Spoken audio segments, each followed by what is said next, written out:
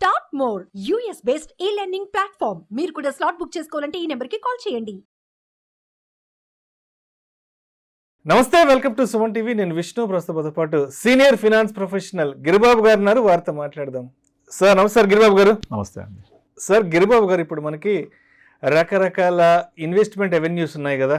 కొంతమంది గోల్డ్లో ఇన్వెస్ట్ చేస్తారు, మరి కొంతమంది రియల్ ఎస్టేట్లో పెడతారు, కొంతమంది ఈ స్టాక్స్లో పెడుతుంటారు, కొంతమంది మ్యూచువల్ ఫండ్స్లో పెడుతుంటారు, ఇంకొంతమంది చిట్టీలు కడుతుంటారు, ఇంకొంతమంది వడ్డీలకు ఇస్తుంటారు కదా. అయితే మనకున్నటువంటి వివిధ రకాల ఇన్వెస్ట్మెంట్ ఆప్షన్స్ ఏవైతే ఉన్నాయో, మరి వీటిల్లో నుంచి ఎంత రేట్ ఆఫ్ రిటర్న్స్ మనకి చేతికి వస్తే మన పెట్టుబడి సరైన పెట్టుబడి అంటారు, మన ఎంపిక సరైనది అనుకోవచ్చు. సో అంటే మనం పెట్టే పెట్టుబడుల్లో సో ఏ ఇన్వెస్ట్మెంట్లో నుంచి మనకి సరైన రిటర్న్స్ వస్తున్నాయని మనం అనుకోవాలంటారు? అసలు చాలా గుడ్ క్వశ్చన్ అండి. చాలా మందికి ఈ డౌట్ ఉంటుంటుంది. చాలా మంది ఏం చేస్తారంటే, నేను సంపాదించిన డబ్బులు సేఫ్ ఉండాలి నాకు అని తీసుకెళ్ళి ఎఫ్డీ చేస్తారు. కొంతమంది ఎఫ్డీ చేసి చేస్తూ ఉంటారు. ఒక టైం తర్వాత నాకు చాలా తక్కువ వస్తుంది, ఎఫ్డీ చేస్తే ఏం రావట్లేదు ఇక్కడ అనిపిస్తుంటారు. 6 to 7 వస్తుంది. అంటే పర్సెంటేజ్ పక్కన పెట్టండి, వాళ్ళు సాటిస్ఫై కారు. ఇక్కడ సాటిస్ఫాక్షన్ ఇంపార్టెంట్. కొంతమంది ఏం చేస్తారంటే ల్యాండ్ కొంటారు. ల్యాండ్ కొంటే కొన్ని చోట్లనేమో ల్యాండ్కున్న డిమాండ్ వల్ల 3-4 yearsకి డబల్ అవుతుంది, మళ్ళీ తర్వాత నెమ్మదిస్తూ ఉంటుంది. కొన్ని చోట్ల ఒక 10 years కూడా డబల్ కాదు, డిపెండింగ్ ఆన్ డిఫరెంట్ ఫ్యాక్టర్స్. చుట్టుపక్కల డెవలప్మెంట్స్ ఏం రావు, దాన్ని బట్టి లేట్ అవ్వచ్చు. బట్ ల్యాండ్ విషయంలో అంత డిస్సాటిస్ఫాక్షన్ ఉండదు వాళ్ళకు. ఎందుకు అంటే, నా దగ్గర ల్యాండ్ ఉంది కదా, టచ్ ఫ్యాక్టర్ ఉంటుంది. ఎప్పటికైనా మందే కదా, పెరగకపోతుందా, పెరుగుద్ది అనే ఒక సాటిస్ఫాక్షన్ ఉంటుంది. రేపన్న రోజు పిల్లలు పనికి వస్తుంది, ఓ 10 ఏళ్ళ తర్వాత 15 ఏళ్ళ తర్వాత. ఇక్కడ మ్యూచువల్ ఫండ్స్ వచ్చేప్పటికి, మ్యూచువల్ ఫండ్స్లో నాకు కొన్ని ఫండ్స్ 20 ఇస్తాయి, కొన్ని 15 ఇస్తాయి, డెట్ ఫండ్స్ 5%, 6% ఇస్తాయి, బ్యాలెన్స్ ఫండ్స్ 12 ఇస్తాయి, ఈక్విటీ సేవింగ్స్ ఫండ్స్ 9% ఇస్తాయి, 8-9%. ఇట్లా ఒక్కొక్క కేటగిరీకి ఒక నిర్దిష్టమైన రిస్క్ అసోసియేట్ అయ్యి నిర్దిష్టమైన రిటర్న్స్ ఇస్తూ ఉంటాయి.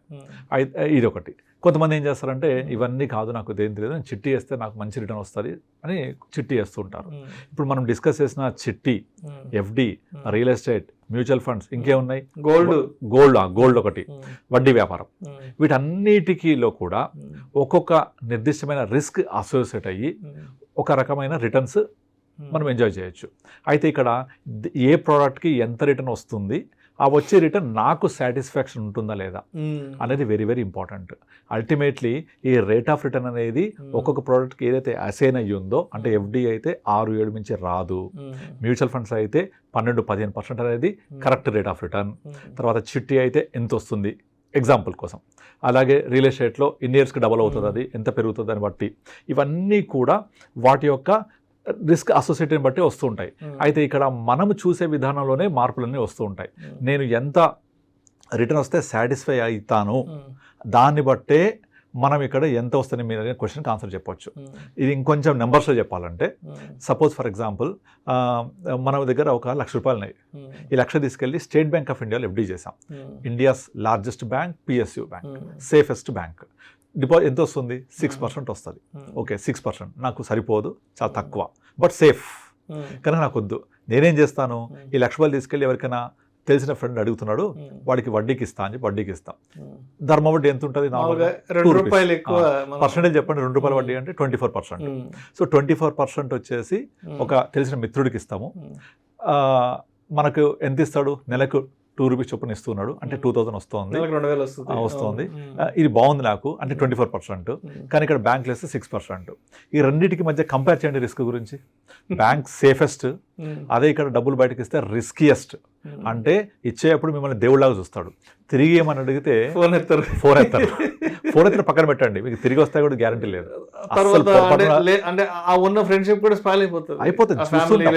ఈ రోజులో డబ్బులు బయటకి ఇస్తే తిరిగి రావడం అనేది వెరీ వెరీ వెరీ డిఫికల్ట్. అడిగి అనవసరంగా చెడ్డవడం, శత్రుత్వం కొని తెచ్చుకోవడం. అవసరమే అడిగితే కొంచెం హెల్ప్ చేసి వదిలించుకోండి, అక్కడతోటి అయిపోతుంది. అంతేగాని ఇట్లా వడ్డీకి నేను ఇస్తాను, ఫ్రెండే కదా, తెలిసిన వాడే కదా, ఇస్తాడు మంచోడు అని అనుకొని ఇస్తే కనుక మీకు డబ్బులు రావడమే కష్టం.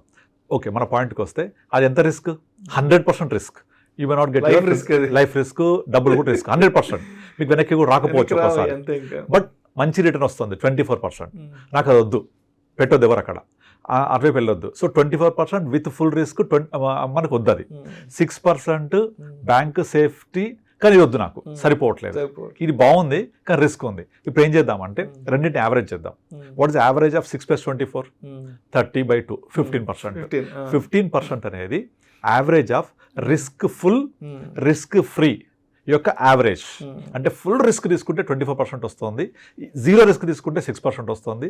వీటి యావరేజ్ వచ్చేసి 30/2, 15%. అంటే నాకు 15% కనుక వస్తే this is the average of risk full and risk free. ఇది మ్యాక్సిమం సైడ్ అన్నట్టు. Okay, average. అండ్ నేను ఇక్కడ బ్యాంక్ వెళ్తే 6% వస్తుంది కదా, నాకు బ్యాంక్కి 6 ఎలాగో గ్యారంటీకి వస్తుంది. నాకు ఇంకెంత ఎక్కువ వస్తే ఐ విల్ బి సాటిస్ఫైడ్. అంటే దీన్ని ఆపర్చునిటీ కాస్ట్ అంటాం. అంటే నాకు ఇక్కడ ఆపర్చునిటీ ఉంది 6% అనేది, దీనికి ఎంత బెటర్ రావాలి నాకు అని చూసుకుంటే అట్లీస్ట్ బ్యాంక్ వెళ్తే 6 వస్తుంది కాబట్టి నాకు మినిమం ఒక 12, అంటే డబల్ ఆఫ్ ద బ్యాంక్ వస్తే ఐ విల్ బి సాటిస్ఫైడ్. అంటే 12% లోవర్ సైడ్, 15% హయ్యర్ సైడ్ కనుక వస్తే ఆ rate of return very very very good return. One should satisfy for that. ఈ రేట్ ఆఫ్ రిటర్న్ 12కి వస్తుందా, 15కి మధ్యలో కనుక వస్తే మనకు చాలా మంచి రిటర్న్ జనరేట్ అయినట్టు. So you have to satisfy that level. అంతేగాని నాకు సాటిస్ఫై కాను, నాకు 20 కావాలి 30 కావాలంటే మనం ఏం చేయలేము దానికి. అవును, అంతే కదా, సబ్జెక్ట్ టు మార్కెట్ రిస్క్ అలాగా. మీరు అంతెందుకు మీరు ఈ రోజుల్లో చాలా మంది క్రిప్టో కరెన్సీ మాట్లాడుతూ ఉంటారు. ఇక అది ఎంత రిస్క్ అంటే చెప్పలేం. మీరు పెట్టే డబ్బులు ఎక్కడికి వెళ్తాయి, ఏ కంట్రీ మేనేజ్ చేస్తుంది, ఎందులోకి వెళ్తున్నాయి, దాని రెగ్యులేషన్ ఏంటి, రూల్స్ ఏంటి, ట్యాక్సెస్ ఏంటి, ఎవరికి తెలియదు. జీరో ఆన్సర్ ఎవరి చేతిలో ఉంటుంది తెలీదు. పొరపాటున మీరు ఇన్వెస్ట్ చేసిన యాప్ కనుక పోతే, ఆ క్రెడెన్షియల్స్ పోతే ఇంకెవరిని అడుగుతారు? ఇంకా దారుణమైన రిస్క్ కదా అది. But people are still investing. ఎందుకు అంటే మా ఫ్రెండ్ వచ్చి పెట్టాడు, వాడికి డబ్బులు వచ్చాయి, గ్రీడ్ అంతే. సో అదో వెళ్తూ ఉంటారు. కొంతమంది స్టాక్ మార్కెట్లో బయట నుంచి చూస్తే స్టాక్ మార్కెట్ చాలా లుక్రేటివ్ కనిపిస్తుంది. ఇగో ఈ షేర్ ఇక్కడ ఉంది, కొన్నాడు మావాడు, పెరిగింది, డబ్బులు వచ్చాయి, కొన్నాడు పెరిగింది, ఇదే కనపడుతుంది. ఒక్కసారి దిగితే దాని లో తెలుస్తుంది. సో అలా తెలుసుకొని లేదు ఇంకా క్విక్ డబ్బులు రావాలంటే బ్యాంక్ నిఫ్టీలో F&O చేయాలి, ఆప్షన్స్ చేయాలి, ఇవన్నీ రకరకాలుగా వెళ్ళి అల్టిమేట్ డబ్బులు పోగొట్టుకుంటూ ఉంటారు. పోగొట్టుకొని మళ్ళీ తీసుకెళ్ళి FD చేస్తూ ఉంటారు. ఇదైతే సేఫ్ ఉంటుంది, నాకేం ప్రాబ్లం లేదని. కనుక అంత గ్రీడ్కి వెళ్ళొద్దు. అంత మరీ సేఫ్టీ బ్యాంకులో పెట్టాల్సిన అవసరం కూడా లేదు. మనకు 12-15 ఎక్కడొస్తున్నాయని గమనిస్తే అన్నిటికంటే ఇంపార్టెంట్ సేఫ్టీ ఉండి గుడ్ రిటర్న్స్ వచ్చే ప్రోడక్ట్ అన్ని మీరు చెప్పిన గోల్డ్, తర్వాత ల్యాండ్, తర్వాత ఇది ఇంకేం చెప్పారు, రియల్ ఎస్టేట్, ల్యాండ్, ఫిక్స్, ఇవన్నీ కంపేర్ చేస్తే అన్నిటికంటే mutual funds are the best which generates returns between 12 to 15. మీకు 12% కావాలి నాకు సరిపోతుంది అనుకుంటే బ్యాలెన్స్ ఫండ్స్ వెళ్ళండి. బ్యాలెన్స్ ఫండ్స్ ఆ కేటగిరీ హ్యాపీగా 12+ ఇస్తాయి, 11-12 వరకు ఇస్తాయి. కొంచెం కనుక నేను లాంగ్ టర్మ్ ఉంటాను, ఫుల్ ఈక్విటీ తీసుకుంటానంటే మీకు equity, small cap, mid cap, sectoral funds, multiflex ఇలాంటి ఫండ్స్ అన్నీ కూడా అప్ టు 15 వరకు జనరేట్ చేసే స్కోప్ ఉంటుంది. సో 12-15% అనేది over a period of time generate చేసే పొటెన్షియల్ ఉండి జనరేట్ చేస్తూ ఉంటే ఇక్కడ అన్నిటికంటే ఇంపార్టెంట్ థింగ్ ఏంటంటే పవర్ ఆఫ్ కాంపౌండింగ్. అంటే ఇది మన క్రీమ్ ఆన్ ది కేక్ లాగా, ఐసింగ్ ఆన్ ది టాప్ లాగా మీకు పవర్ ఆఫ్ కాంపౌండింగ్ వల్ల ఈవెన్ 12-15% వచ్చినా కూడా it will create a big corpus over period of time. మీకు పవర్ ఆఫ్ కాంపౌండింగ్ లేకుండా సింపుల్ ఇంట్రెస్ట్ 12-15 అనేది మీకు అంత రిటర్న్ జనరేట్ చేయదు. కనుకనే ఈ పవర్ ఆఫ్ కాంపౌండింగ్ అర్థం కాక చాలామంది ఏం చేస్తారంటే నాకు 12-15 అంటే తక్కువ సరిపోదు, నాకు 24 కావాలని రిస్క్ తీసుకొని చాలా ఇబ్బంది పడుతుంటారు. గ్రీడ్ కోసం పోయి ఇబ్బంది పడి ఈ క్రిప్టో కరెన్సీలని, బయట అప్పులు ఇవ్వడం అని, చిట్టీలు వేయడం అని, స్టాక్ మార్కెట్ ట్రేడింగ్ చేస్తుంటారు. ఇవేం చేయక్కర్లేదు. మీరు కనుక మ్యూచువల్ ఫండ్ ఇన్వెస్ట్ చేసి 12-15% రిటర్న్ జనరేట్ చేస్తూ పవర్ ఆఫ్ కాంపౌండింగ్ ద్వారా ఒక 5-10 years ఉండండి. You will really see the wonders. మీకు రూల్ 15 తెలుసు కదా, మనం చాలాసార్లు చెప్తూ ఉంటాం. 15,000 15 years 15% రిటర్న్ వస్తే ఎగ్జాక్ట్లీ 15 years తర్వాత అది 1 crore అవుద్ది. ఇప్పుడు మనం 25-30 సంవత్సరాల వ్యక్తి, 30 సంవత్సరాల వ్యక్తి తీసుకోండి, అతను కనుక శాలరీ ఉంటే అందులోంచి 15,000 కనుక నెలకు పెట్టగలిగితే 15 సంవత్సరాలు అంటే 30 years వ్యక్తి 45 years వెళ్ళేప్పటికీ అతని కార్పస్ 1 crore అయ్యి ఉంటుంది డెఫినెట్లీ ఇఫ్ ఇట్ జనరేట్స్ 15%. ఇది నేను జనరేట్ చేయగలుగుతానా లేదా అనేది మీకు డౌట్ అక్కర్లేదు. Meet the financial advisor like us, definitely they will try to generate 15%. ఒకటి. తర్వాత ఇలా 15% తోటి వెళ్తూ ఉంటే 45 years రాగానే వాళ్ళ కార్పస్ ఉంటుంది కదా, లేదు నాకు ఇంకొంచెం ఎక్కువ కావాలి, తొందరగా కావాలి అనుకుంటే increase your SIP, step up SIP అంటారు. అంటే 30 సంవత్సరాలు అప్పుడు 10,000 స్టార్ట్ చేస్తే 33కి వెళ్ళినప్పుడు దీన్ని కొంచెం పెంచండి, 20,000 చేయండి, తర్వాత 25,000 చేయండి. అప్పుడు మీరు అనుకున్న కార్పస్ 45 అవసరం లేదు, 45 గంటల లోపల 42, 41 సంవత్సరాల లోపలనే మీరు చేరుకోగలుగుతారు because of power of compounding. అంటే ఇక్కడ అంతా మనం మాట్లాడేది ఆ 12-15% గురించే. ఇది సాధిస్తూ కనుక ముందుకెళ్తే you will see lot of wonders. దీనికోసము మీరు అప్పులు ఇచ్చి బయట వడ్డీలకు ఇచ్చి ఆ తర్వాత తెచ్చుకొని ఇలాంటి పనులు చేయాల్సిన అవసరమే లేదు. అండ్ ఇంకొకటి ఒక ఎగ్జాంపుల్ చెప్తాను. ఫర్ ఎగ్జాంపుల్ మీరు ఈ పవర్ ఆఫ్ కాంపౌండింగ్ ఇంకో ఎగ్జాంపుల్, సపోజ్ మీ దగ్గర ఒక ₹1,00,000 ఈ ₹1,00,000 మీరు మ్యూచువల్ ఫండ్లో పెట్టినప్పుడు కనుక 15% రిటర్న్ జనరేట్ చేస్తే ఎన్ని ఇయర్స్లో డబుల్ అవుతుంది? ఇది ఎగ్జాక్ట్లీ 5 years డబుల్ అవుతుంది. అంటే 5 yearsకి డబుల్ అయింది అంటే సంవత్సరానికి 20% సింపుల్ ఇంట్రెస్ట్ ప్రకారం వచ్చినట్టే కదా. 20 into 5 1 lakh అయింది 5 years తర్వాత. అదే 20% జనరేట్ చేయక్కర్లేదు, కాంపౌండింగ్ ఫ్యాక్టర్ ద్వారా 15% జనరేట్ చేసిన 5th yearకి ఎగ్జాక్ట్లీ డబుల్ అయి ఉంటుంది. అంటే 15% రిటర్న్ అనేది 20% సింపుల్ ఇంట్రెస్ట్ సమానమే కదా. కనుక మీరు వడ్డీకి ఇచ్చినప్పుడు అక్కడ నాకు ₹2 వస్తుంది, 24 వస్తుంది అనుకోకర్లేదు. ఇక్కడ 15 వచ్చి that is equal to more than 20%. ఇదొకటి.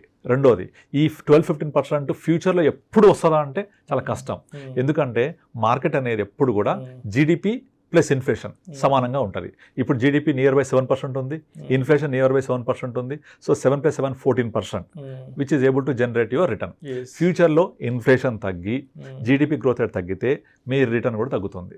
కనుక ఈ డికేడ్లో మనము కనుక 12-14%, 15% రావాలి అంటే this is the best time to invest. ఫ్యూచర్లో అంటే మన నెక్స్ట్ జనరేషన్ వాళ్ళకు ఇలాంటి 12-15% రిటర్న్ రాకపోవచ్చు కూడా.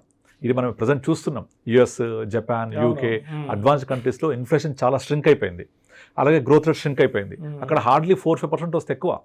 వాళ్ళ ఎకానమిక్ గ్రోత్ రేట్ అంతా కూడా 2-3% ఉంటుంది, ఇన్ఫ్లేషన్ ఒక 3%, 5-6%. ఒక్క ఇండియాకే ఈ స్కోప్ ఉంది ఇప్పుడు 14-15% కైండ్ ఆఫ్ రిటర్న్ జనరేట్ చేయడానికి. సో ఇలా మనం వెళ్తే సూపర్ రిటర్న్స్ చేయొచ్చు. Thank you so much Giribabu garu. Thank you అండి.